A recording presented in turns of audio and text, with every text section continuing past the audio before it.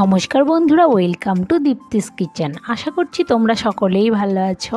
আমি আজকে তোমাদের জন্য গাঠি কচুর এমন একটি রেসিপি নিয়ে চলে এসেছি যেটা তোমরা একবার খেলে বারবার খেতে চাইবে। তাই চলো রেসিপিটা দেখে নেওয়া যাক। আমি এখানে গাঠি কচুর আলু সেদ্ধ করে নিয়ে নিয়েছি একটা তেলাপিয়া মাছ। মাছে নুন হলুদ মেখে নেব। মাছটা কিন্তু অনেক বড় ছিল। মাছে নুন হলুদ মেখে নিচ্ছি।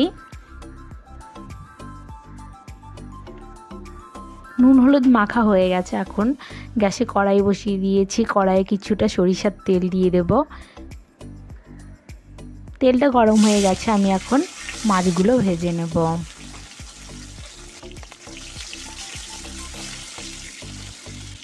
গ্যাসের ফ্লেমটা আমি লো টু মিডিয়ামে রেখেছি। মাছ ভাজা হয়ে গেছে। আমি এখন মাছগুলো তুলে নিচ্ছি।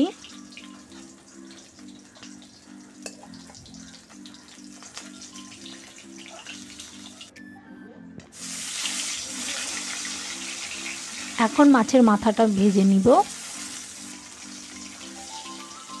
মাছের মাথাটাও লাল লাল করে ভাজা হয়ে গেছে। এখন আমি দিয়ে দিচ্ছি ওই তেলের মধ্যে গোটা জিরে, দুটো শুকনো লঙ্কা, দুটো তেজপাতা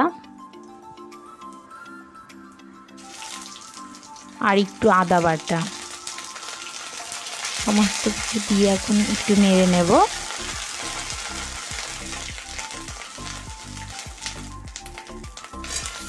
ওগুলো একটু লাল লাল করে ভাজা হয়ে গেছে। এখন গাঠি কচু আর আলুগুলো দিয়ে দেব। আমি এগুলো কিন্তু সেদ্ধ করেছি অর্ধেক, হাফ সেদ্ধ করেছি আর হাফ এখন ভেজে নেব। দিয়ে দিচ্ছি একটু নুন হলুদ, দিয়ে আবারও নেড়ে নেব।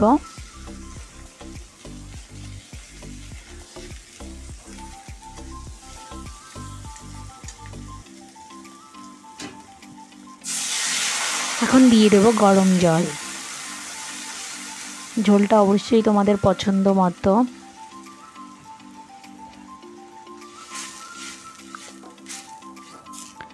গাঠি কচুর কষা তো এই জন্য ঝোলটা একটু অল্প অল্পই হবে।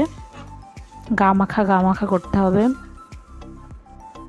এর মধ্যে তোমরা চাইলে পেঁয়াজ রসুন দিয়েও করতে পারো। তারপর এখন আমি ঢাকা দিয়ে দেব 3 থেকে 4 মিনিটের মতো। 4 মিনিট পর ঢাকাটা তুলে নিলাম। এখন দিয়ে দিচ্ছি কিছু কাঁচা লঙ্কার চেরা, ভেজে রাখা মাছগুলো দিয়ে নেড়ে নেব।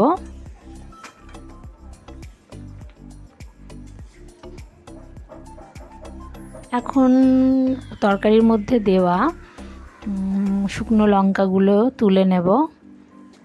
তুলে আমি হাতা দিয়ে ভেঙে দেব। তোমরা চাইলে শিল নোড়াতে বেটেও দিতে পারো, আর আমি বেটে দেই না কারণ আমার হাত খুবই জ্বালা করে। এই জন্য আমি যে কোনো কিছু রান্না করলে এই কোনো হাতার সাহায্যেই লঙ্কাগুলোকে গুঁড়ো করে দিই। এই দেখো, তোমরা চাইলে এই জিনিসটাও করতে পারো ট্রাই, কারণ আমার প্রচণ্ড হাত জ্বালা করে। এই জন্য আমি কোনোদিন লঙ্কা বাটি না, এভাবেই আমি তরকারি রান্না করি।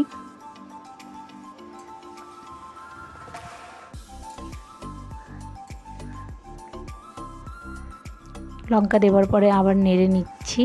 এখন দিয়ে দেব জিরে গুঁড়ো। জিরে গুঁড়ো দেওয়ার পর একটু নেড়ে নেব। এখন আমি নামিয়ে নেব গরম গরম পরিবেশন করার জন্য। তোমরা বাড়ি একবার ট্রাই করবে। গাঠি কচুর কষা খেতে কিন্তু দুর্দান্ত ভাতের সঙ্গে।